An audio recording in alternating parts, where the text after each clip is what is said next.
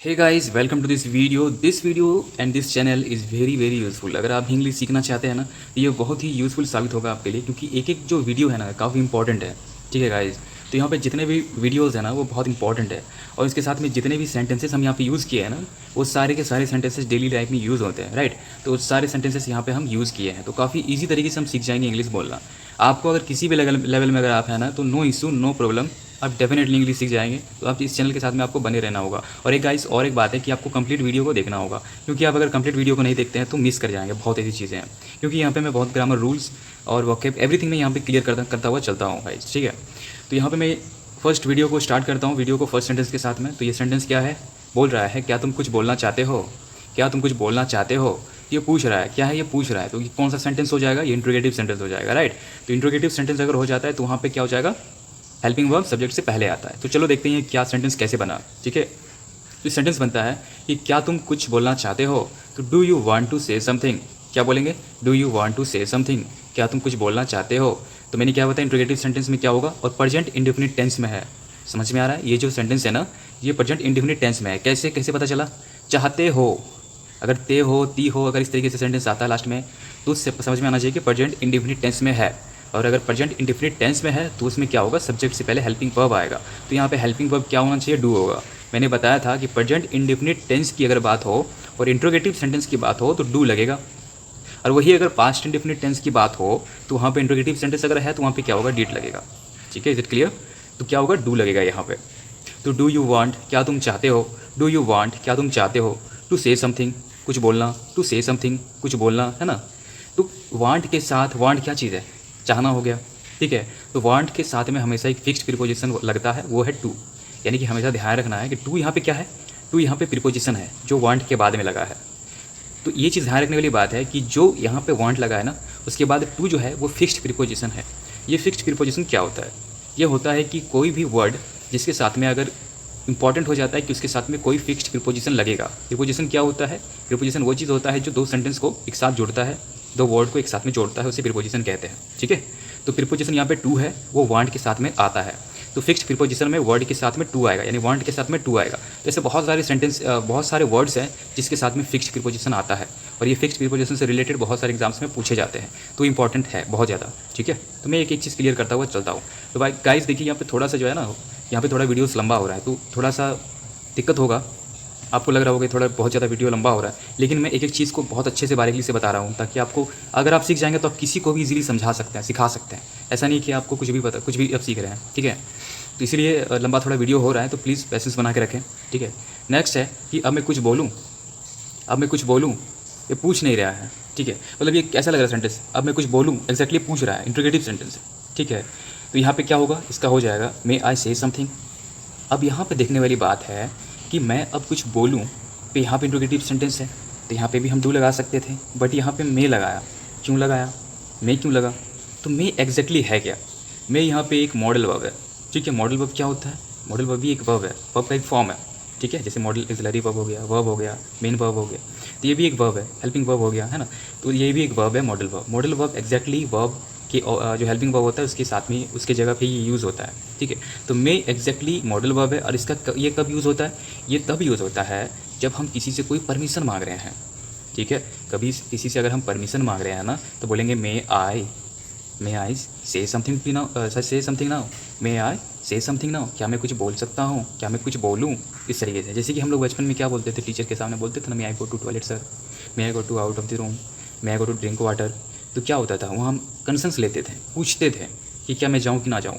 और ये मे का मतलब होता है कि हम उससे पूछेंगे कि हाँ या ना। अगर हाँ बोले तो हम उस चीज़ को एग्री करेंगे, ना बोले तब भी हम उस चीज़ को एग्री करेंगे, ठीक है।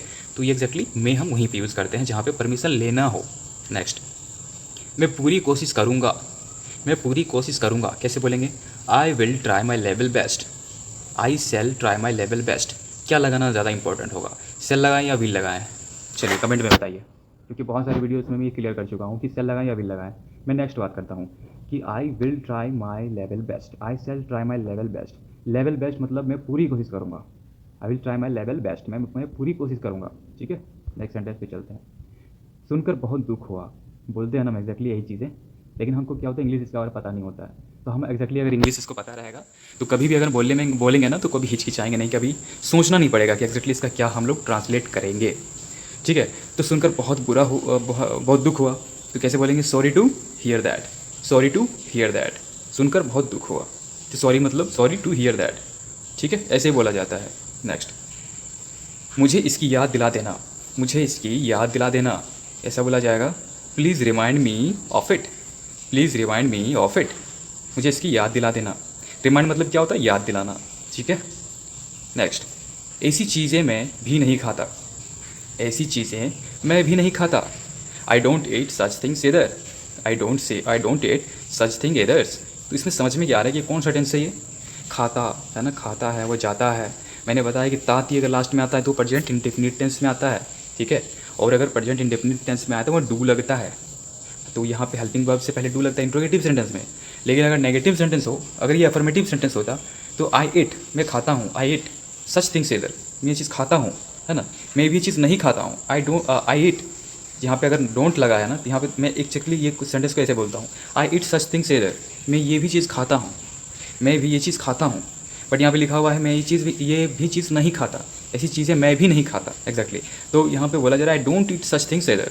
तो यहाँ पे भी अगर प्रेजेंट इंडेफिनिट टेंस हो और उसके साथ में नेगेटिव सेंटेंस हो, आइदर अगर अफर्मेटिव की जगह पे अगर नेगेटिव सेंटेंस हो तो वहाँ पे डू नॉट का यूज़ करेंगे। ठीक है, क्लियर हो रहा है? डू नॉट का यूज़ करेंगे, डोंट का यूज़ करेंगे।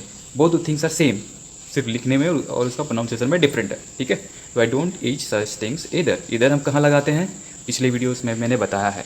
तो इधर हम वहाँ पे लगाते हैं जहाँ पे किसी पर्सन के साथ में हम अपने आप को कंपेयर करते होंगे। ठीक है ना, जहाँ पे हम उस पर्सन के साथ में अपने सहमति जताते होंगे कि तुम नहीं खाते हो, मैं भी नहीं खाता। ठीक है, लिविंग थिंग एक ह्यूमन के साथ में हम इधर लगाते हैं। नेक्स्ट, अपने काम से मतलब रखो, अपने काम से मतलब रखो या अपने काम से काम रखो, क्या बोलेंगे? Mind your one business, mind your one business. ठीक है, तो ऐसे ही बोले जाते हैं। ये जनरल कोई एक तरीके का इडियम टाइप का वर्ड सेंटेंस है, तो इसको ध्यान रखने वाली बात है। माइंड योर वन बिजनेस, अपने काम से काम रखो या अपने काम से मतलब रखो। ठीक है, नेक्स्ट, आपका हमारी बातों से क्या लेना देना, आपका हमारी बातों से क्या लेना देना। How are you concern with our affairs, what, how are you concern with our affairs. ठीक है, तो हाउ आर यू कंसर्न, देखिए कंसर्न यहाँ पे लिखा हुआ है, मतलब क्या? तो आपका देखो कंसर्न मतलब क्या होता है कि क्या वास्ता है, क्या रिलेशन है। ठीक है, तो हाउ आर यू कंसर्न, आप कैसे रिश्ता रखते हो इस चीज़ से, किससे? With our affairs. अफेयर्स मतलब क्या हो गया? अफेयर्स मतलब हो गया है मामले, जो दैनिक मामले होते हैं ना, जिसे हम लोग करेंट अफेयर्स बोलते हैं। मतलब दैनिक जो अफेयर्स होते हैं, दैनिक में जो कामें होते हैं ना, काम होते हैं ना, ठीक है ना, उसको हम कहेंगे। ठीक है, तो how are you concern with our affairs. Next, अपने से बड़ों का कहना मानो, अपने से बड़ों का कहना मानो। अगर ऐसा कहा जाएगा तो कैसे बोलेंगे? ओबे योर एल्डर्स। क्या बोलेंगे? ओबे योर एल्डर्स। तो यहाँ ओबे चीज़ का कब यूज़ करेंगे? ओबे का हम तब यूज़ करेंगे जब किसी चीज़ को पालने की, मतलब कहना मानने की, बड़ों का कहना मानो, है ना, छोटे का कहना मानो, तो वहाँ पे हम ओबे का यूज़ करते हैं। एग्जैक्टली छोटे का नहीं यूज़ किया जाता, बड़े का ही यूज़ किया जाता है। ठीक है, तो बड़े का कहना मानो मतलब ओबे योर एल्डर्स। तो ओबे मतलब किसी चीज़ का स्वीकार, मतलब स्वीकार करना, कोई अगर ऑर्डर दे रहे हो तो उसको स्वीकार करना, मानना उस बात को। और एल्डर का यूज़ मतलब हो गया क्या? बड़ों के लिए। ऐसा ख्याल तक मुझे नहीं आता, I can't even think so, है ना, ऐसा बोला जाएगा कि ऐसा मुझे ख्याल तक नहीं आता, तो I can't even think so. ठीक है, ऐसे ही बोला जाता है इसको। नेक्स्ट, वह क्या करेगा, वह क्या करेगा पक्का नहीं है, वह क्या करेगा पक्का नहीं है, मतलब क्या करेगा उसका कोई गारंटी नहीं है, ये कहना चाहती है। तो इसको कैसे बोला जाएगा? What he will do is not decided, what he will do is not decided. तो यहाँ पे ये सेंटेंस कैसे बना थोड़ा सा जान लेते हैं, बड़ी इंटरेस्टिंग है ये। What he will do is not decided, वो क्या करेगा पक्का नहीं है। यहाँ पे क्या लिखा हुआ है, तो आपको लग रहा होगा कि ये क्या लिखा हुआ है, मतलब यहाँ पे व्हाट लगने वाला है, और व्हाट लगेगा तो ये इंट्रोगेटिव सेंटेंस हो जाएगा ना। बट नहीं, यहाँ पे टर्निंग पॉइंट है, यहाँ पे ही सीखने वाली बात है। यहाँ पे व्हाट लगा एग्जैक्टली सही है, ठीक है, क्या भी लिखा हुआ वो भी सही है, बट ये इंट्रोगेटिव सेंटेंस नहीं है। This is an affirmative sentence, ये एक अफर्मेटिव सेंटेंस है। ठीक है, सकारात्मक वाक्य है। तो ये कैसे है थोड़ा जान लेते हैं, ये जान लेते हैं। अगर ये बोल रही है ना कि वो क्या करेगा पक्का नहीं है, मतलब ये किसी से पूछ नहीं रही है, यानी कि प्रश्नवाचक है ही नहीं।